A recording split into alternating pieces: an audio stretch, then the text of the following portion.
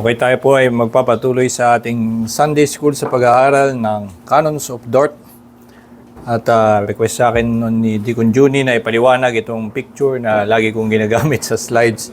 Itong picture na ito ay kilalang larawan noong Synod of Dort. Actually, di ko alam kung ano yung history ng mismong larawan. Pero siyempre, wala pa namang camera nung 1619. At ito siguro ay kanilang iginuhit. At ito. Pwede mo bang ipaliwanag kung sino-sino yung mga nakaupo? Susunod na sino yung nandun sa may center? Actually, di ako sure doon. Ito. So, sa Canons of Dort, atin ngang binigyan ito ng introduction last time. Ito yung kasaysayan na ito. Ito ay yung sa Dort, ang tawag sa lugar ay Dordrecht. Doon sila nagtipon kung saan ay nilathala nila ang kanilang paninindigan tungkol sa doktrina ng biyaya, the doctrines of grace, o kilala na ngayon na the 5 points of Calvinism.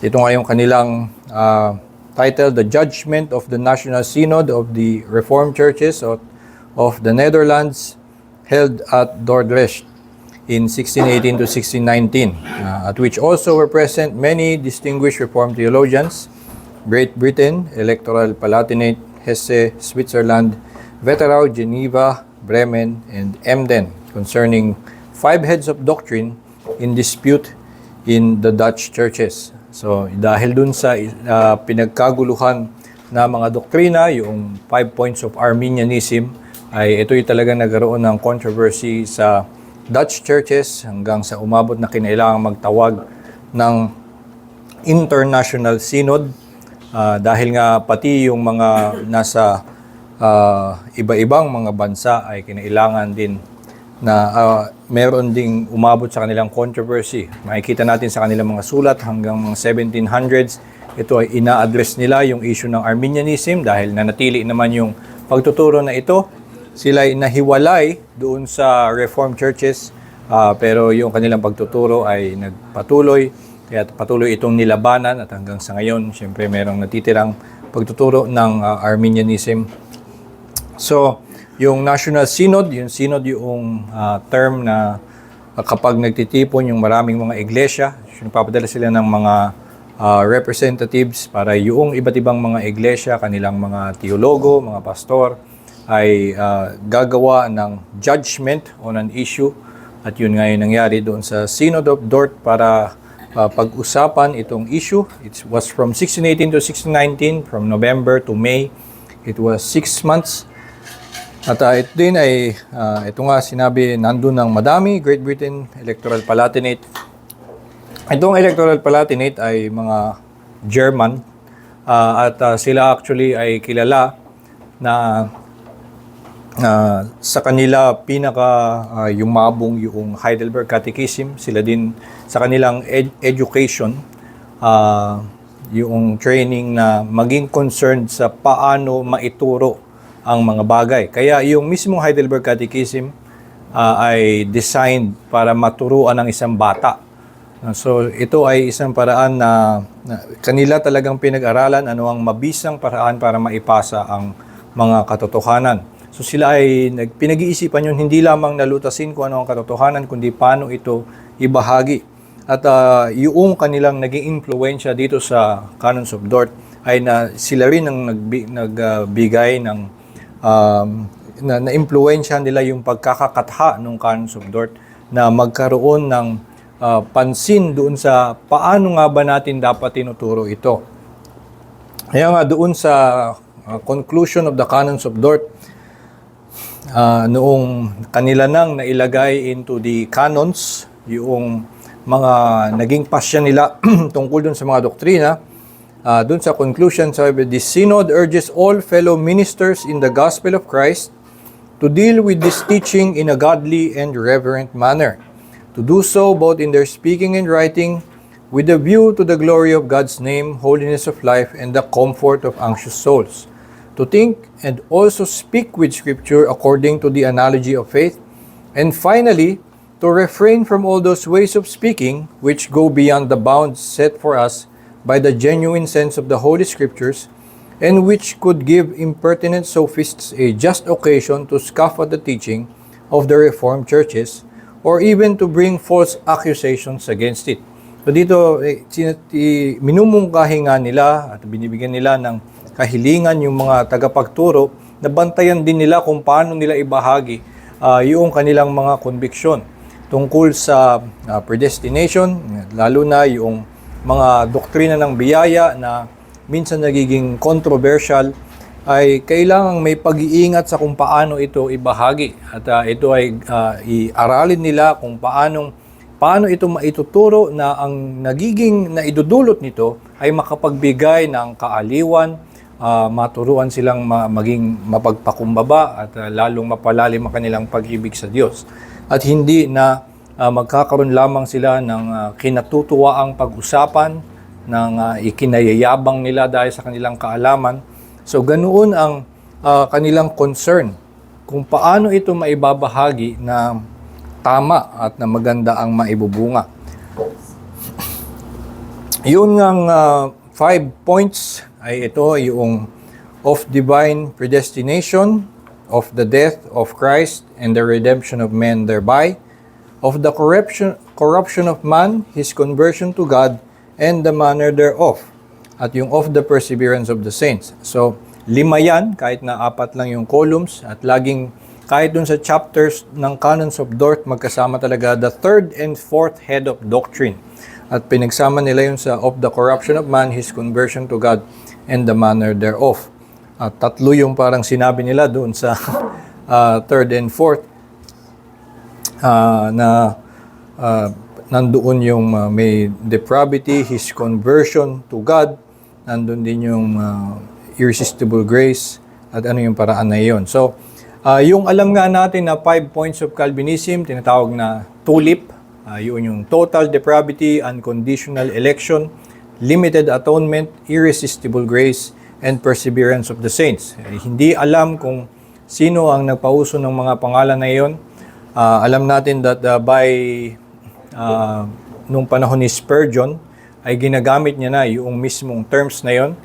Noong panahon din actually ni Edwards, around 1750s, ay meron na siyang paggamit into those 5 points ng Calvinism. At minsan ganoon na ikakabit sa kanilang kaisipan yung salitang Calvinist ay particular tungkol doon sa 5 points. So, at least by 1700s, meron na talagang pagkakakilala sa Calvinist bilang mga humahawak doon sa tinatawag na the 5 points of Calvinism. At ang pinagugatan ng mga iyon ay itong ang Canons of Dort sa kanilang pagpapaliwanag ng 5 punto. At ang issue na nga ngayon ay lumalaganap ang Calvinism. Merong yumayaman ng pagtanggap nito sa marami. Madami na nga actually ang mas sumasang-ayon sa Calvinism kaysa sa ikumpara sa mga nakaraang siglo. Ito ay naging popular.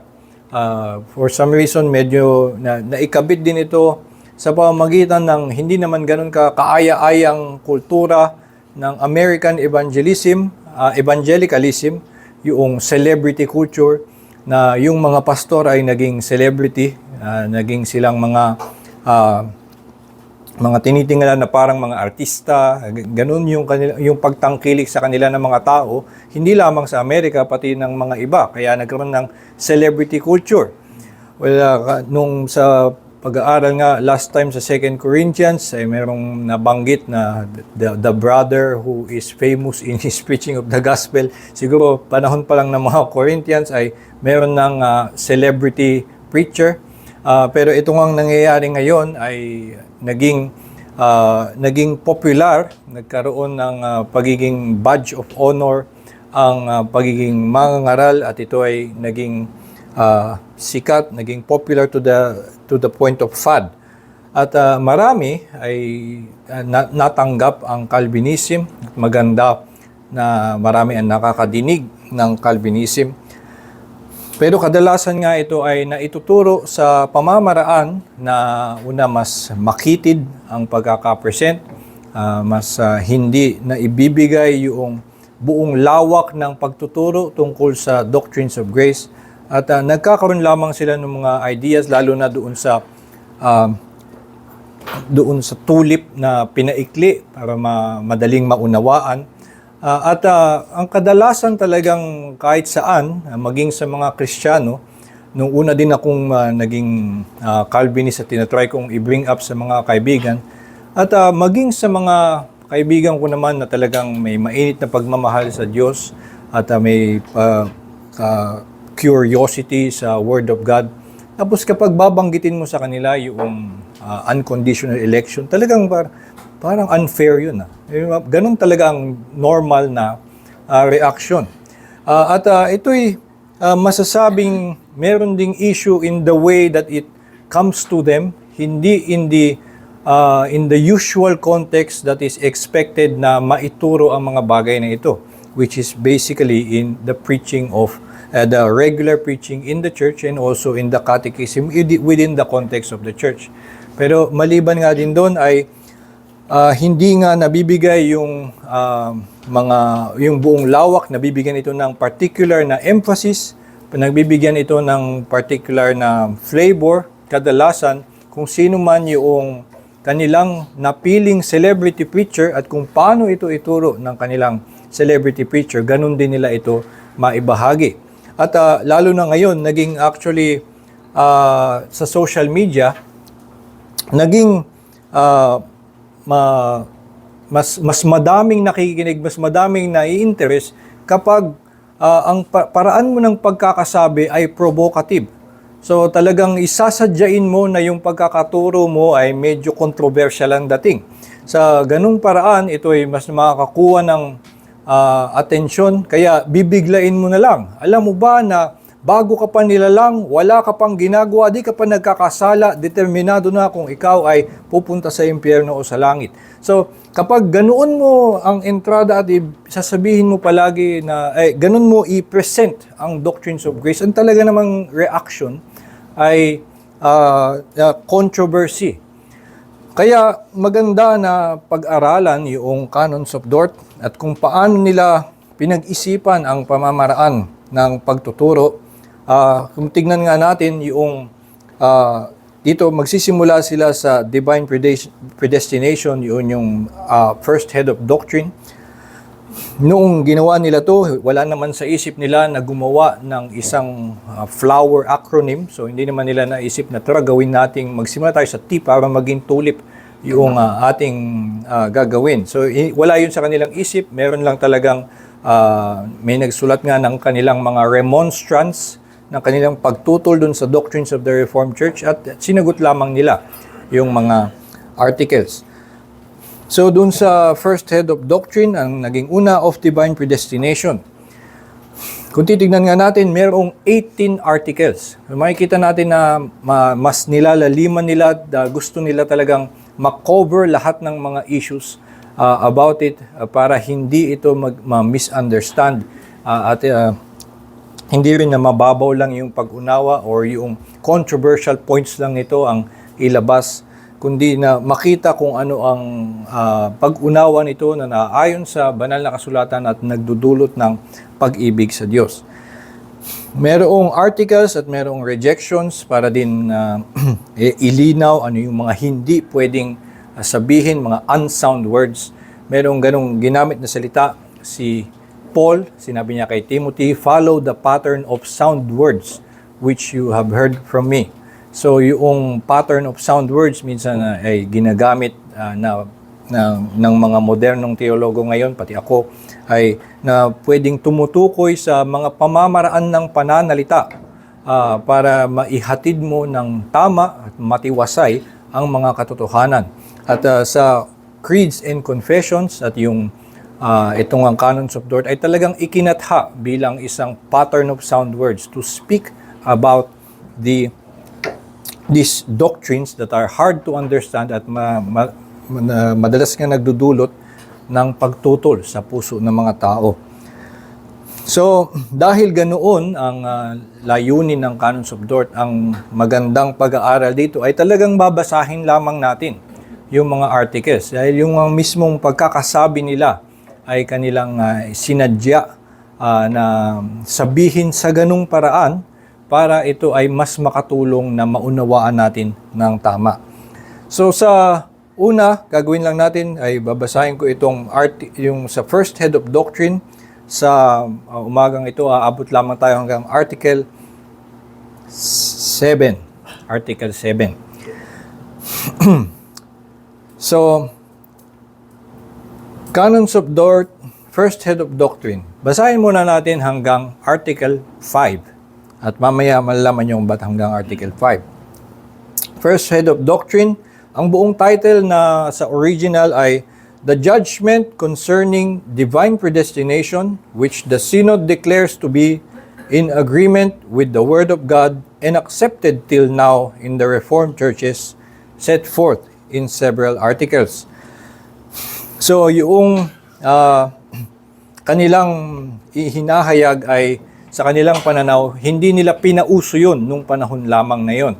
Ito ay mga doctrines that have been accepted until now in the Reformed churches. Nagkaroon lamang ngayon ng mga tanong, kaya namin ngayon isusulat. Pero ito yung dati na naming mga pananaw. Hindi lang siguro na ilantad sa mga dati nating confession, kaya ngayon lagyan na natin ng malinaw na pagpapahayag. Ito ang katotohanan na nakikita nating in agreement with the Word of God. Article 1. As all men have sinned in Adam, lie under the curse, and are deserving of eternal death, God would have done no injustice by leaving them all to perish, and delivering them over to condemnation on account of sin. According to the words of the Apostle, that every mouth may be stopped, and all the world may be brought under the judgment of God. And for all have sinned and fall short of the glory of God, and for the wages of sin is death. So yun yung Article 1, banggit lamang nila, all men have sinned in Adam, they lie under the curse and are deserving of eternal death. Basahin lamang muna natin, tapos mamaya bigyan natin ng mas malapit na pagtingin. But in this the love of God was manifested, that He sent His only begotten Son into the world, that whoever believes in Him should not perish but have eternal life. So, Article 2, basically, nag-quote sila ng dalawang verse. In this the love of God was manifested, that He sent His only begotten Son into the world, that whoever believes in Him should not perish but have eternal life. Article 3. And that men may be brought to believe, God mercifully sends the messengers of these most joyful tidings, to whom He will and at what time He pleases, by whose ministry men are called to repentance and faith in Christ crucified. At tulad ng sinasabi, nag-quote uli sila ng verse, how then shall they call on Him in whom they have not believed? And how shall they believe in Him of whom they have not heard? And how shall they hear without a preacher? And how shall they preach except they are sent? So yun yung Article 3. Article 4, the wrath of God abides upon those who believe not this gospel, but such as receive it and embrace Jesus the Savior by a true and living faith, are by Him delivered from the wrath of God and from destruction, and have the gift of eternal life conferred upon them. May mga footnotes, hindi ko natanggal. Pero note lang na yung mga footnotes na makikita nyo kung makakita kayo ng copy na may footnotes tas mayroong scripture references, ay dinagdag lamang yun ng kung sinong ginagalang na teologo. Pero hindi yun kasama sa pinag-usapan ng Canons of Dort kung ano ang references. Maliban na lamang, katulad halimbawa nung sa isang article kung saan kinote nila yung scripture, so yun ay kasama sa kanilang pinag-usapan. Pero sa halimbawa kasi sa Westminster Confession of Faith, ay kasama yun sa kanilang sasabihin anong footnote ang ilalagay natin. At nagkaroon pa ng time in history na tingin ko mali itong footnote na ito, so nagkaroon ng pagtitipon yung Presbyterian Church para palitan yung footnote. So ganun sila ang mangyayari kasi noon, merong confessional representation kung ano yung interpretation doon sa isang verse. So, meron silang pagtitipon kung sasabihin ba nilang ito yung aming pananaw tungkol dun sa verse na yon. So itong mga ito ay dinagdag lamang ng isang teologo, kagalang-galang naman siya si Daniel Hyde. Isa siyang ginagalang na teologo at nag-agree naman ako in general sa mga nilalagay niyang mga footnote. So isang note lamang to sa mga footnote. And Article 5. The cause or guilt of this unbelief as well as of all other sins is no way in God, but in man himself. Whereas faith in Jesus Christ and salvation through him is the free gift of God. As it is written, for by grace you have been saved through faith, and that not of yourselves, it is the gift of God. Kinutiyan from Ephesians 2:8, likewise, for to you it has been granted on behalf of Christ not only to believe in Him. So yung kanilang verses ay nag-quote lamang sila ng mga patunay dun sa kanilang sinabi na ang pananampalataya ay regalo, a free gift from God. So yun ang Article 5. So mapansin natin, nakalimang article na tayo at hindi pa nila binabanggit ang unconditional election. At ito ay tungkol sa of divine predestination, pero nagpulagay muna sila ng 5 articles na hindi patungkol doon. At kung ating ang titingnan, ang mga kanilang binanggit ay the basics of Christianity: justice, mercy, the gospel, the response to the gospel, and grace. Sabi dun sa una na all deserve condemnation. Yun lamang ang kanilang gustong sabihin sa Article 1. At nilatag lamang nila yun, ito'y pinag-aagrihan nating lahat. At pangalawa, ay God gives His Son. At sa pagbibigay niya ng kanyang anak, pinakita niya ang kanyang pag-ibig. Kinod nila yung John 4 at yung John 3:16 na kung sino mang maniwala sa kanya ay maliligtas. At sinabi na dahil nga din yun ang daan ng paraan ng maligtas ay ang Diyos din sa kanyang kabutihan ay nagpapadala ng mga mangangaral upang sila ay madala doon sa pananampalataya na yun nga lang ang tanging paraan para maligtas ayon doon sa Ebanghelyo. At merong dalawa na doon sa pangangaral, kung ikaw ay tutugon, ay yun ay maaaring ikaw ay mag-respond na tanggapin yung pangangaral o hindi. So those who reject are or they remain condemned. Kasi nga, ang mga una, sabi pa lang sa una, are fallen in sin. In Adam, sabi sa Article 1. So, kung sa pagpapadala ni Kristo ng Diyos ng tagapagligtas at ng mangangaral ay hindi mo tinanggap yung pinapangaral sa iyo, ay mananatili kang condemned. Kasi nga, condemned ka na. Kung ikaw ay maniwala, ikaw ay maliligtas. So, ikaw ay nasa iyo ang pagtugon kung ikaw ay tatanggap o hindi. Meron din ang sin and unbelief ay nanggagaling sa atin. Yun yung sinasabi sa Article 5. Tayo ang may gawa nun, hindi mo yun matatagpuan sa Diyos na siya ang nagbigay ng kasalanan. Pero yung pananampalataya, hindi mo yun matatagpuan sa iyong sarili. Hindi yun nanggagaling sa atin, kundi ipinagkaloob ito ng Diyos. So yun yung unang Article 1 to 5. At kaya nga sila nagturo muna ng 5 articles na walang kinalaman sa unconditional election. Ito ay mungkahi nung German Palatinate na kanilang sinabi, kailangan laging ilagay natin ang usapan tungkol sa predestination within the context of the basics of Christianity. At ito nga ang madalas na kulang o nangyayari kapag ang usapan tungkol sa Calvinism ay nilalayo sa mga katotohanan ng Ebanghelyo. So halimbawa, kadalasan pag may nagturo tungkol sa unconditional election, at alam natin, siguro sa atin, alam natin kung paano i-define ang unconditional election, na from before the foundations of the world, God chose ng walang kondisyon, hindi dahil nakita niya na may mananampalataya, hindi dahil nakita niya ito yung mas mabuti, ito hindi. Pumili siya noon pa lang, bago pa nila lang ang lahat.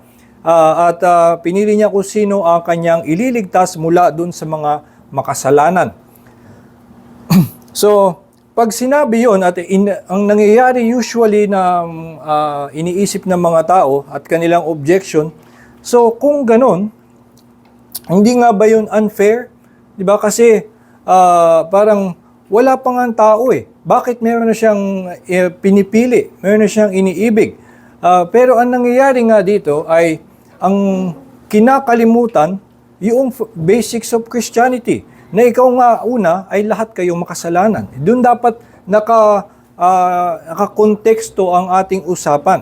Pero ang ginagawa usually ng mga nakakadinig ng Calvinism o ng mga nalilito dito, maging sa atin, kapag tayo ay nagdududa, kung ating suriin kung ano ang takbo ng ating isip, ay tinatry natin, ano kayang itsura noon kapag bumalik ako from eternity past at ako ngayon ang Diyos? Or nandun ako, nanonood ako sa Diyos at titignan ko siya. Pero ang ginagawa nga doon ay inaalis mo yung sarili mo sa realidad. At so ngayon, nag-isip ka ngayon ng hindi naman mga totoong bagay. Di ba? So ang ginawa mo, kaya huhusgahan mo ngayon ng Diyos sa loob ng isang vacuum. Yung terminology na ito ay sa mga siyentipiko kasi para magkaroon ng isang ideal na resulta or para ma-controllable state, siya sabi, gagawa sila ng isang environment, yung isang vacuum, at doon nila susukatin kung yung mga bagay para masabing hindi dahil sa hangin, hindi dahil sa kung ano pa mang ibang situation, kaya ganito yung nangyayari sa isang bagay. So, yun yung paglalagay sa isang vacuum. Pero ang nangyayari nga doon ay kung ano man yung gawin mo sa isang vacuum, hindi yun yung totoo sa labas ng vacuum. Kaya hindi ka sure kung yun pa rin mangyayari kapag dinala mo na sa totoong mundo. So, ang nangyayari kapag tinuturo minsan ang election, ang Calvinism, dinadala natin agad yung konsepto sa hindi naman totoo. At mag-iisip tayo ng mga walang kabuluhang tanong. So, halimbawa, sasabihin nga na pumili ang Diyos. Paano nangyari yung na wala pang ang kasalanan? Hindi nga, makasalanan nga kayong lahat. Yun yung basic natin. Diba? So, tapos ang ginagawa pa ay pumupunta ka doon sa pwesto ng Diyos. Hindi nga yun ang iyong lugar. Ikaw ay isang tao at yung pagkakasilang mo ay nasa gitna ka na ng kasaysayan. At sa gitna ng kasaysayan, pagkasilang mo, ay ikaw ay nahulog na sa kasalanan and you are now condemned. At sa atin nga ang panahon ngayon, ay tayo nabubuhay sa panahon kung saan namatay na rin si Kristo. Nangyari na rin yon. So, ang mga iyon ay tayo nabuhay sa kasaysayan, nabuhay sa panahon na tumatakbo na ang panahon, ang nilikha. So, nandito tayo sa reality na ito. So, huwag tayong umalis doon at pag-isipan pa anong itsura nung panahon na nandun sa mag-isa ang Diyos, walang pinipili, hindi yun ang sa atin. Ang usapan ngayon ay, ngayon na makasalanan ng lahat ng tao, tanggap yun ang lahat, makasalanan ng lahat ng tao. Ang tanging paraan para sila ay maligtas ay na may magbayad ng kanilang kasalanan. At sa pag-ibig ng Diyos, ginawa niya yun, na nagpadala siya ng magbabayad ng kasalanan. So, ganito nga ang nangyayari. Sasabihin, pinili ng Diyos bago pa pumili. Di ba unfair siya at hindi siya loving? Loving nga siya kasi ikaw na makasalanan, yung mundo na makasalanan, ginawan niya ng pagpapakita sa pamamagitan ni Jesucristo. At yung usual na discussion about Calvinism, kaya siya nagiging unsavory at kaya siya hindi katanggap-tanggap dahil nawawala si Kristo. Ang usapan lang ay in God, in that time, in eternity na hindi mo ma-imagine, ay pumili ang Diyos. Tapos, ano ba to? Is this philosophically, logically coherent? At ganun lang siya pag-isipan. Pero ang ating pinag-aaralan ay kung paano sa pag-ibig ng Diyos na ginawa niyang isugo si Kristo na mamatay para sa mga makasalanan na karapat dapat namang sila ay i-condemn. Pero nagbigay ang Diyos binigay niya ang kanyang anak para mamatay para sa kasalanan, at sino mang sumampalataya sa kanya ay maliligtas at ginawan pa niya ng paraan na yung mga naligtas niya ay kakasangkapanin niya para ipangaral itong ebanghelyo na ito para marami pang maligtas. Ito ay pagpapakita ng kanyang biyaya. So yung mga usual na nagiging usapan na pumili ang Diyos, hindi ba yun, cruel? At kinukontrol na lang niya ang lahat ng bagay. Edi kung siya'y pumili na noon, edi wala akong choice. Pero ayun nga, yung issue ng wala siyang choice. Diba? Ito ay nagmumula ulit sa kanyang paglagay sa kanyang sarili doon sa eternity past. Pero habang nandito ka, hindi ba nung pinangaral sa iyo, meron kang choice kung ikaw ang sasampalataya o hindi. At ikaw ang nagpasya kung ikaw ay sasampalataya. Ikaw ang nag-respond doon. At ang nangyayari ay ang sa pagtuturo ng Calvinism, ang nililinaw natin ay nasa likod ng lahat ng ito. Yun yung mangyayari sa Article 6, Article 7 hanggang sa pagpapatuloy. Sa likod ng lahat ng ito ay may mas malalim pang nangyari na pag-ibig sa atin. Parang kung tayo ay isinilang sa mundo, ay alam natin na ang isang sanggol ay nauuna pa niyang matutunan paano huminga. Nauna niyang matutunan paano huminga, kumain, umiyak. Nauna din niyang matutunan paano mabuhay, ano ay kasasaya niya, na matututunan din niya kung ano ang hindi niya gusto. At natutunan niya na ang lahat ng yun bago niya matutunan na mahal siya ng kanyang ina. Hindi ba? At ang nangyari, siya ay inaalagaan ng kanyang ina, pero alam na niya ang lahat ng mga gusto niya sa kanyang sarili. Pero sa kanyang paglago sa kanyang buhay, ay saka palang madadagdagan ng kanyang pagkilala sa kanyang ina. At matututunan niya na, oo nga, ang lalim pala ng pag-ibig sa akin pagkatapos kong matutunan at naipamuhay ko na ang aking buhay. So ito ang konteksto dapat ng pag-iisip natin tungkol sa doctrines of grace. Na ito ay paglago natin o pagpapalalim natin. Hindi ito ang tamang way to evangelize people. Isa yun sa mga kailangang mailinaw na hindi ito ang kailangan nilang matutunan para sila ay maligtas. Yung katotohanan, at ito ay katotohanan na from before the foundations of the world, sila ay pinili.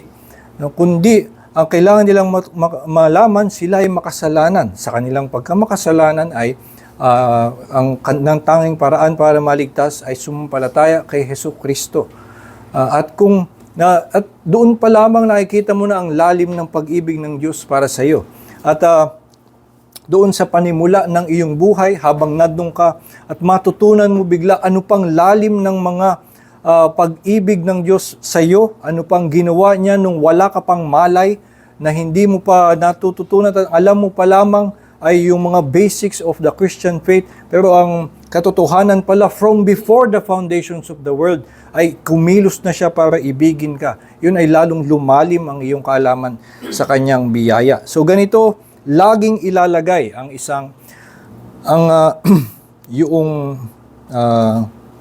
ang usapan tungkol dapat sa Calvinism, ilagay natin palagi sa konteksto ng the basics of the Christian faith. At kung meron mang mga maglilihis ng usapan into yung speculation ng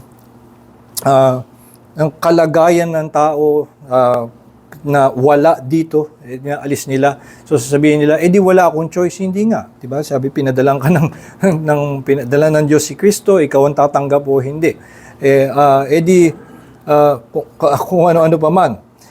May isang nililinaw dito yung fifth Article 5, minsan na lumalabas sa mga katanungan ng mga tao, ay bakit yung faith ay sinasabing galing sa Diyos, pero yung kasalanan hindi galing sa Kanya. So, bakit imbalance? Siya nga yung nag-decide from before the foundations of the world. Diba? So, muli ay nilalagay sa konteksto na yon. Pero ang sinasabi dito, oo, totoo, hindi mo dapat i-assume na balanse ang parang yung sin at yung faith. Hindi. Tayo ang nagdala sa atin sa kasalanan, we plunge ourselves into sin. Ito yung sinasabi sa Ecclesiastes, na God made man upright at siya yung pumili ng kanyang pupuntahan. Siya yung pumili, gumawa ng kanyang sariling landas.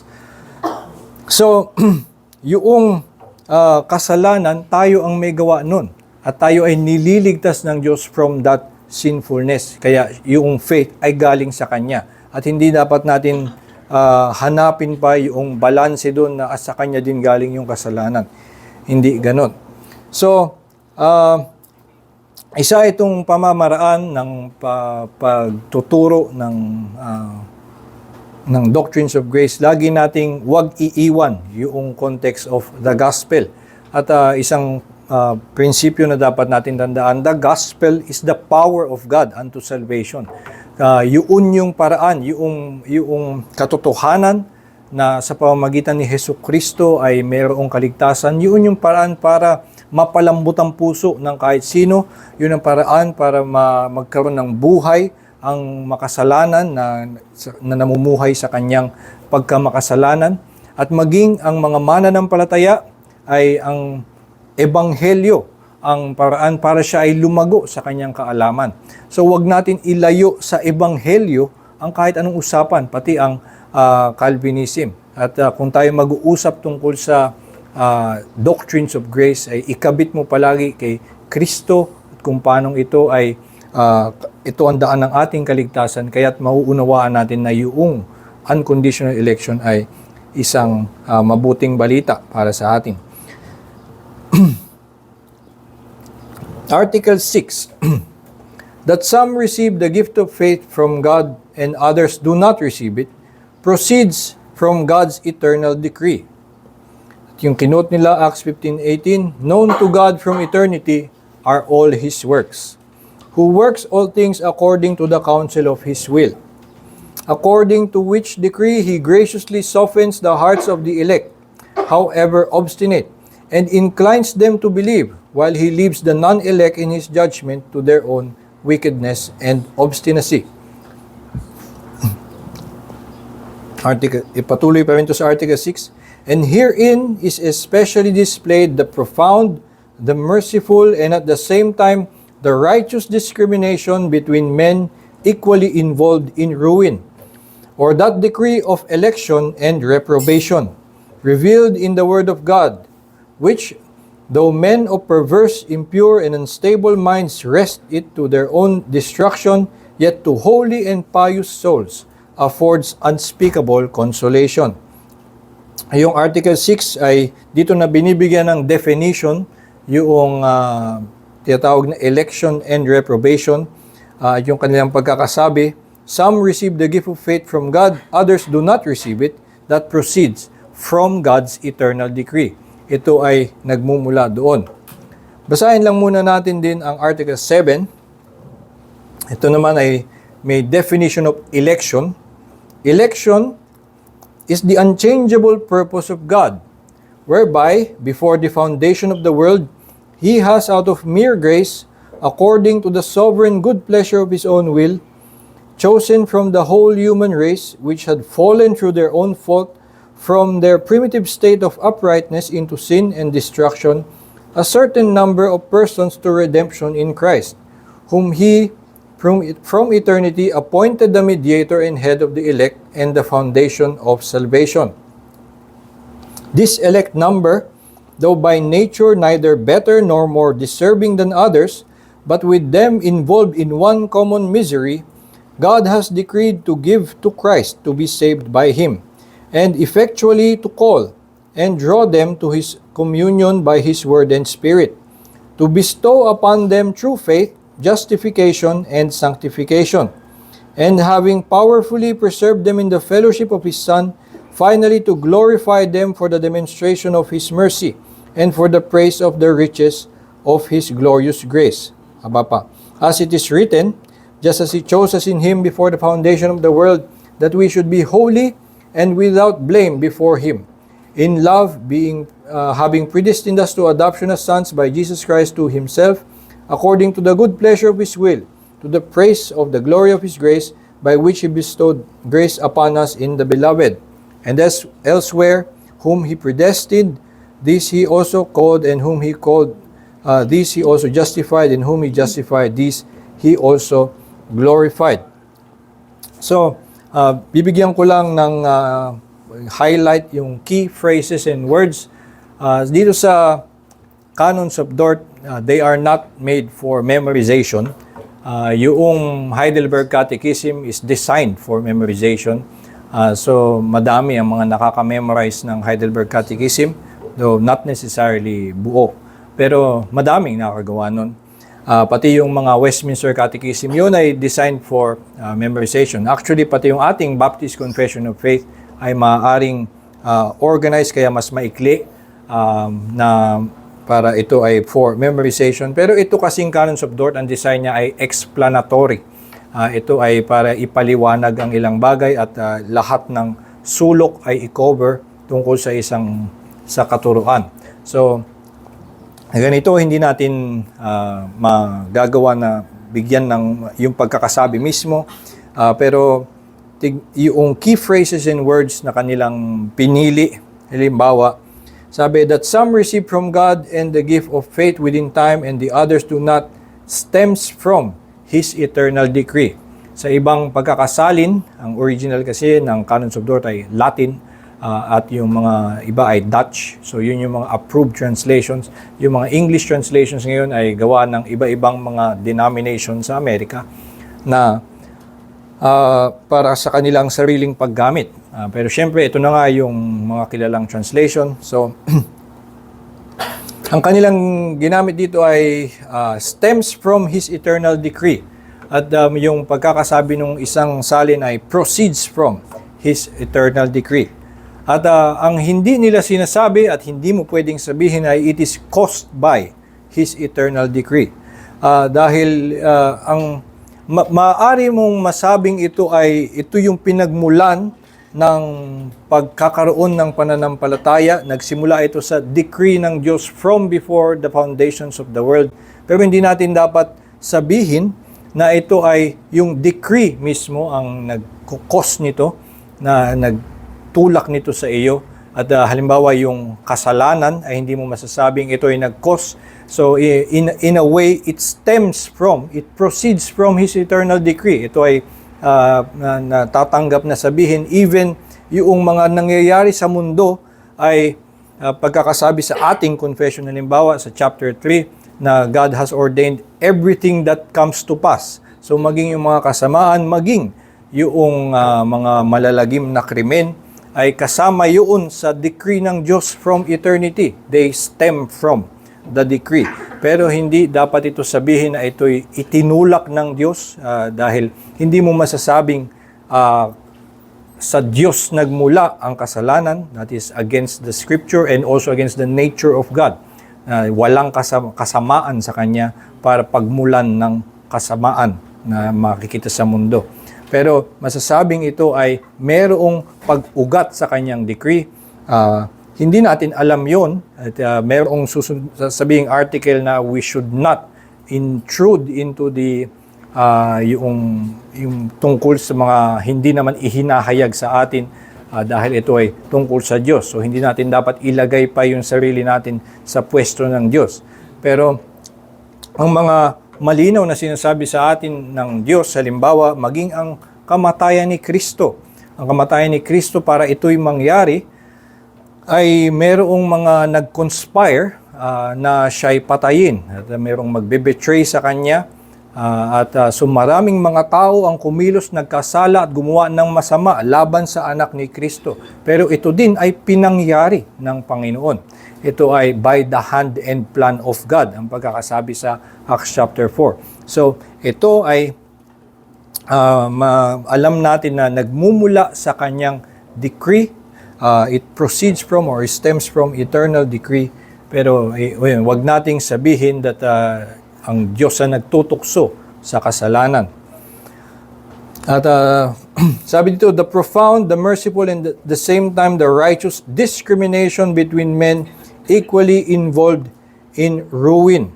So ito yung makikita natin sa Article 6 at 7 kung saan binibigyan na ng definition yung election at yung predestination, ay inuulit-ulit nila yung mga konsepto na sinabi nila sa Article 1 to 5. At lagi nating tatandaan na nung pinili ng Diyos, pumili siya ng kanyang ililigtas, ang pinili niya ay discrimination between men equally involved in ruin. So, kapag nilalagay natin in that conception, ay nawawala yung usapan ng siya yung unfair siya, may nag-favoritism siya. Pero lahat nga sila ay condemned. At ang unfair pa ng Diyos na meron siyang niligtas at all. At kaya nga ito ay magandang pagiging unfair, kumbaga, na ikinagagalak natin na ang Diyos ay merong ganung biyaya to choose unconditionally, kasi kung conditionally siya pumili, wala siyang ililigtas. Kaya kanilang sa pagpapaliwanag kung anong ginagawa sa election, it is a discrimination between men equally involved in ruin. Yung salin ng CRC, the Christian Reformed Church, yun yung isa sa mga unang lalabas kung i-search nyo, Canons of Dort sa Google. Ito ay, yung salin nila ay maganda yung pagkaka-format, kulay red yung kanilang website. Yung salin nila yung pinaka-modern na English. So, kanilang sinabi ay distinguishing between people equally lost. So, yun yung pagpili naman na ginawa ng Diyos sa mga taong lahat ay makasalanan, so they were equally lost at papunta sila sa impyerno, pero He distinguished between them, kaya ang kanyang pagpili ay isang nakagagalak, nakatutuwang pagpili na unconditional. Dito sa Article 7, election is the unchangeable purpose of God, whereby before the foundation of the world, He has out of mere grace, according to the sovereign good pleasure of His own will, chosen from the whole human race, which had fallen through their own fault, from their primitive state of uprightness into sin and destruction, a certain number of persons to redemption in Christ. So ito yung kanilang pag-define ng election, at ito yung mga keywords. Una yung paggamit nila ng salitang unchangeable, na hindi na yun mapapalitan, at yung pagpili niya na yun ay hindi rin mababali dahil nga ito ay a sovereign election. Ginawa niya ito before the foundations of the world. Ito ay galing sa Ephesians 1. At He has out of mere grace. Ito yung language na madalas lumabas sa mga theologians. Grace alone at walang iba. Out of mere grace, yun lamang ang dahilan, dahil for anything else, if from holiness kumilos ang Diyos, or from justice, ay you will die, or hindi tayo pipiliin at all.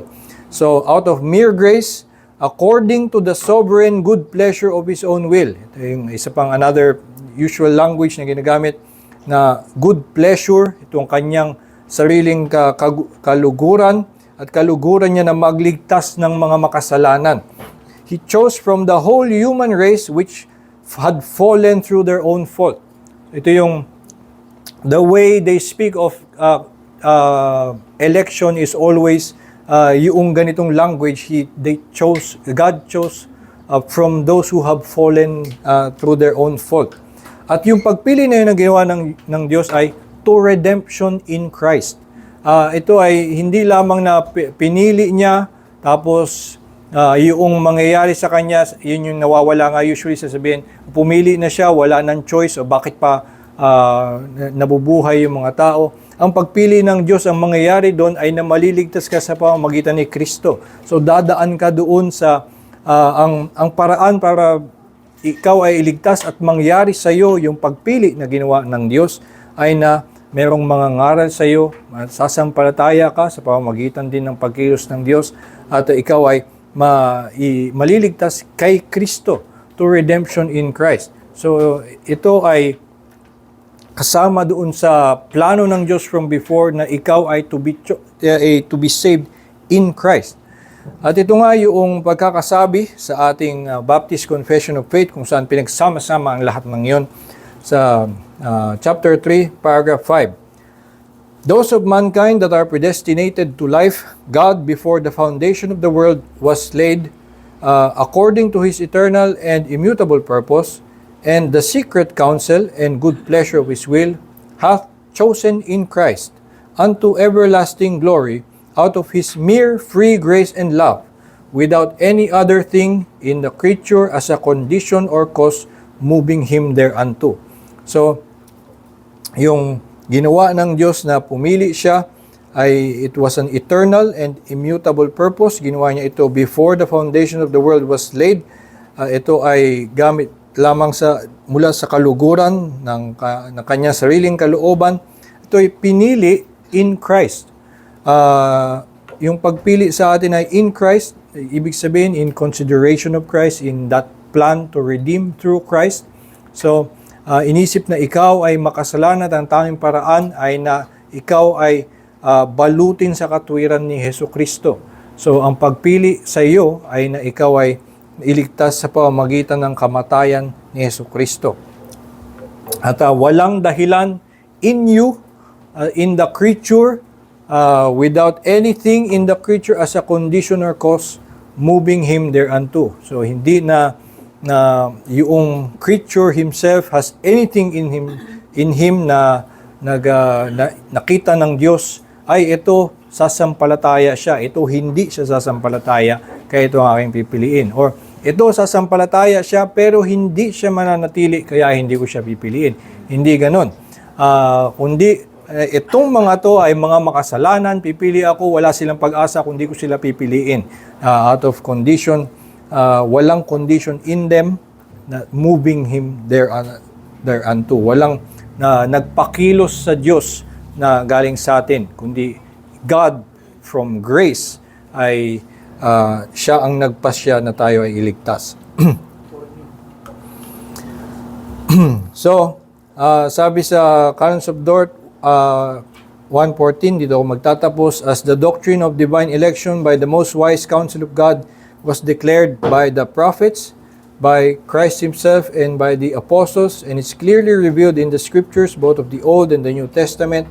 So it is still to be published in due time and place in the Church of God, for which it was peculiarly designed, provided it be done with reverence, in the spirit of discretion and piety, for the glory of God's most holy name, and for enlivening and comforting His people, without vainly attempting to investigate the secret ways of the Most High. So, yung pag-aaral tungkol dito ay mayroong tamang panahon, tamang paraan, and ito ay especially in the Church of God. Ito ay hindi isang evangelism topic, hindi ito pang provoke ng mga tao sa Facebook, hindi ito pang, hindi ganoon ang konteksto ng pangangaral nito. Ito ay consolation to the godly. Isang pagpapakilala sa mga anak na hindi pa alam ang lalim ng pag-ibig ng kanilang ina. So, mas lalong pinapakita sa atin kung ano yung mga hindi pa natin natututunan na ginawa ng Diyos para sa atin. Ito nga yung pinakamalalim na inabot even before the foundations of the world. He has loved us. At kaya ito ay ikinagagalak natin at pinagpupuri natin sa pangalan ng Diyos.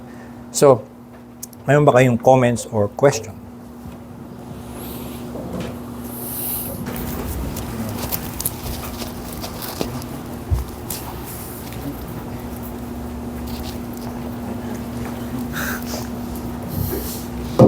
Hindi ba unfair?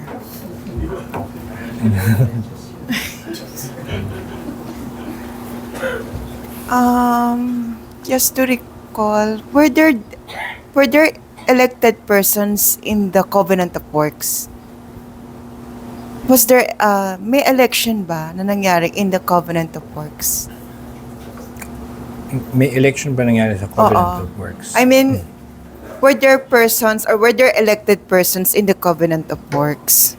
Okay. Isa pong paglilinaw dapat ay na isa lang po ang taong nasa Covenant of Works, si Adan.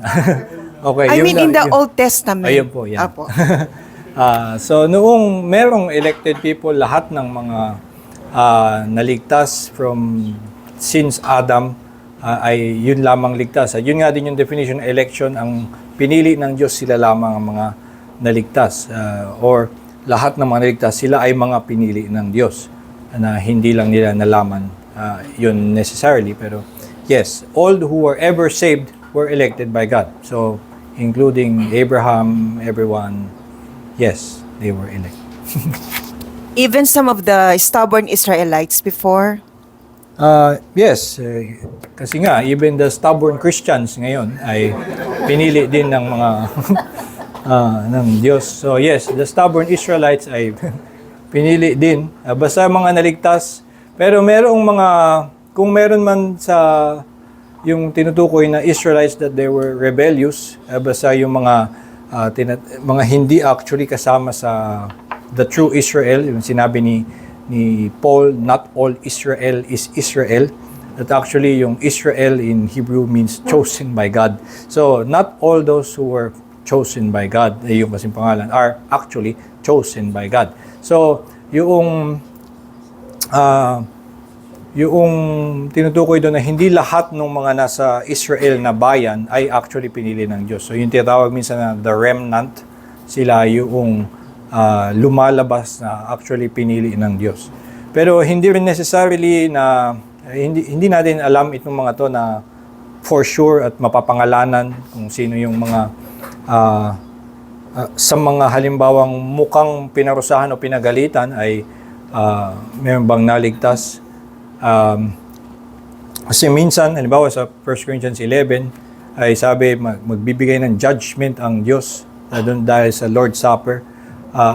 Yung ginagawa nga ay parang may mga namatay na because of their sa Lord's Supper.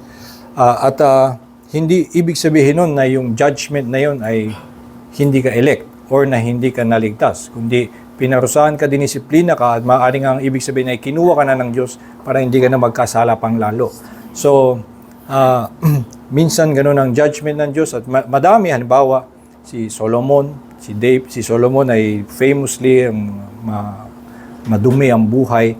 Si David ay madaming beses na minsan nagkaroon pa nga ng pagkakataon na dahil sa ginawang kasalanan ni David, pinapili siya na anong gusto mong parusa? Gusto mo ba to be given to men or do you want to face the judgment of God? Tapos sabi niya, let me face the judgment of God because in men there is no mercy. Diba? So, tinanggap pa niya yung parusa ng Diyos. So, hindi na merong stubbornness na kasama yun sa plano ng Diyos para ikaw ay ligtas. Hindi necessarily patunay yun na ikaw ay hindi ligtas. And in the Old Testament or in the New, ay the elect of God will persevere in faith. Yun yung.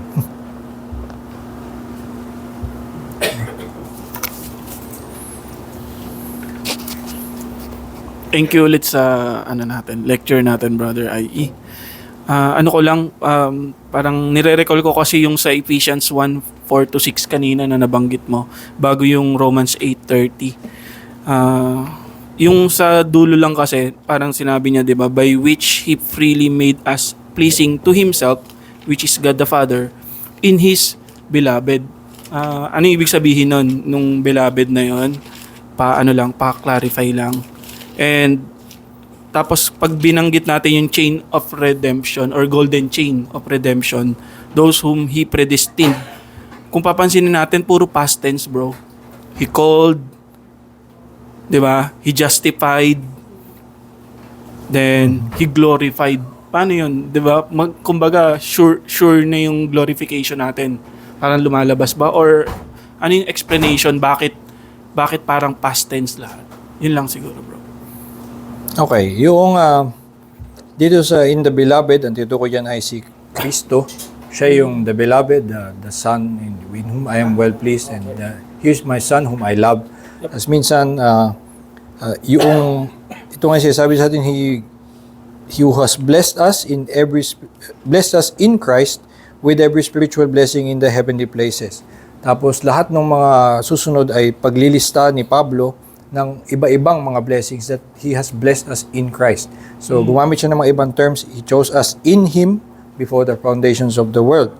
And then for adoption to himself as sons through Jesus Christ, according to the purpose of his will, to the praise of his glorious grace, in which he has blessed us in the beloved. Iba lang siya ng term, pero ang titukoy doon ay si Kristo. At doon tayo iniligtas in Christ. At yung Romans 8, yung sinasabi mo na chain, those whom he foreknew, he also predestined to be conformed to the image of his Son, in order that he might be the firstborn among many brothers. And those whom he predestined, he also called. And those whom he called, he also justified. And those whom he justified, he also glorified. At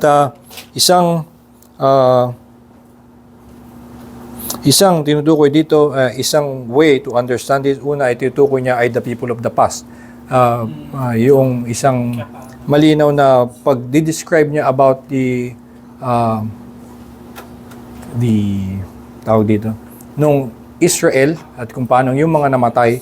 So ang mga tinutukoy niya ay una, ang literal na ang tinutukoy niya ay people of the past. Na lahat ng kanyang mga pinili noon, he called, he justified, he sanctified, he glorified.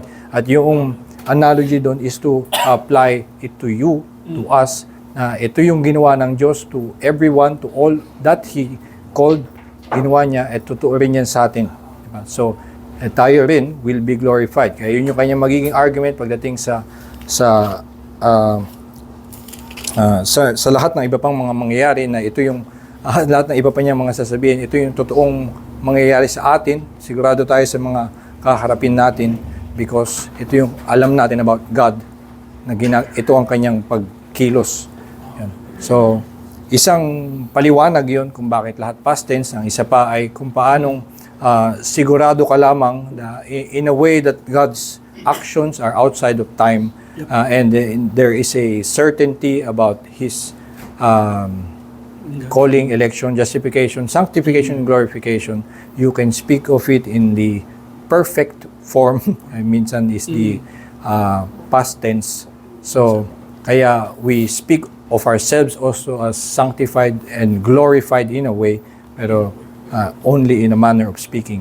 So, we know that we are now being sanctified and we will be glorified. Not yet completely. Yan.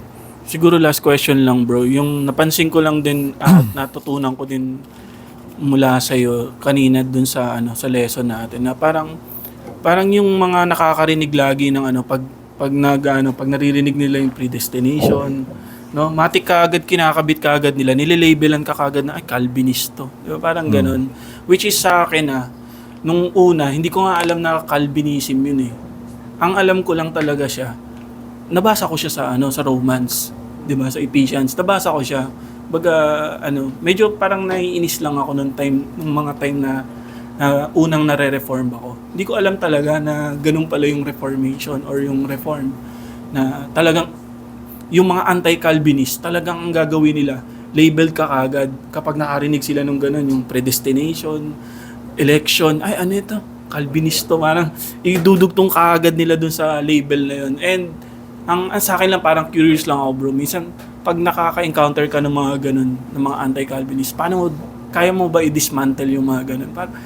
Kasi ang ganda nung sinabi mo na dapat lagi natin ikabit dun sa gospel. Para kaagad, para wala sila kaagad masabi, di ba? Sabi ko, dapat pala umpisa natin sa gospel. Kasi minsan, dun nga minsan hindi natin napapansin, yumayabang kaagad tayo. Hindi, elected ako Parang ganun naniwala ako Minsan nakakalimutan na natin na, ba't ba tayo in-elect ni Lord? Kasi nga, hindi natin kaya siyang piliin at never natin siyang pipiliin at all sa buong buhay natin. Di ba? Kung hindi niya tayo tatawagin, kung hindi niya tayo pinili before the foundations of the world. Yun yung yun yung thought dun Pero napakaganda lang kasi binalik niya tayo dun sa gospel. Na dapat pala doon pala. And baka may mai-add ka lang, bro. Yun lang. Salamat. Ayun. Well, doon sa pagle-label, ako niyakap ko yung label. Ako si Calvin. so yun. Okay lang sa akin yung pangalang Calvinist. Ako mismo sabi ko, tinatawag siyang Calvinism. So, ano naman yun. Pero maliban doon actually, isang paglilinaw na makikita natin, yung doctrine of election, particularly na from before the foundations of the world God chose, that is actually also embraced by Armenians. Ang particular na hindi nila sinasabi is that it is unconditional. Diba? So, kahit sa kanila may predestination from before the foundations of the world. Kasi sinasabi naman mismo yun sa Biblia. Pero meron silang a way to speak of it that ultimately it is conditional. So yun yung pagkakaiba at yun yung mga mas linawin pa sa Article 8, 9 na yun yung mas malinaw na part na definitely or distinctly Calvinist na masasabing ito yung mga Calvinists at hindi ito yung mga Armenian na naniniwala. So yung pagkakaroon ng election, yung pagpili ng Diyos, hindi nga yan dapat necessarily tawaging Calvinist pa. Pero kasi yung mismong language na yun ay nasa Biblia. Pero yung particular na pag-insist on unconditional election, which we do believe is the foundation of our joy, yun, Calvinist yun. Okay lang sa akin yung tawaging Calvinist. Last question.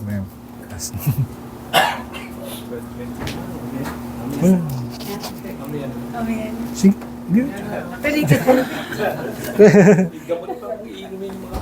Sige. Sige. Sige po, okay lang na. Predestined yan mga. Sige, tuloy. Tuloy? Hindi. Ano ba? Hindi po, tanong niyo na po mamaya. Mamaya na lang daw po. Sige. Okay po. Sige. Sa susunod nga po, pagpapatuloy tayo sa mga sunod na articles. Actually, mas mahirap yung mga sunod na article. So, kasi talagang mas subtle na yung mga differences ng kanila. At actually, yung isa nga ay tungkol sa may iisa lamang na election for the Old and New Testament. So medyo na-advance si Olive. So anyway, tayo po ay manalangin. Ama naming Diyos, kami nagpapasalamat sa inyong biyaya at sa inyong paghahayag sa amin ng lalim ng inyong biyaya sa inyong salita. Salamat nga sa mga nauna sa amin sa pananampalataya na nanindigan na depensahan ang katotohanan na inyong inihayag sa inyong salita upang maihatid sa amin at hindi makubli ang malwalhati mong pag-ibig at hanggang ngayon nga ay nakakapagbigay ng kagalakan sa aming puso na maunawaan kung gaano nga kalalim ang inyong pag-ibig sa amin. At nalangin namin na sa lahat pa ng aming pag-aaral dito, ito'y hindi magdulot sa amin ng kayabangan, kundi ay ito'y magpalalim ng aming pag-unawa sa lalim ng inyong biyaya, kaya't kami ay lalong magpakumbaba at magpasalamat lamang sa iyong kabutihan. Samahan niyo kami sa buong araw na ito sa lahat ng aming gagawin at kasangkapanin niyo nga ang lahat ng pangangaral ng inyong salita na kami lalong mamangha sa inyong kaluwalhatian upang kami lumakad ng nagpupuri lamang sa iyong pangalan. Ito po aming dalangin sa Panginoon ni Jesus. Amen.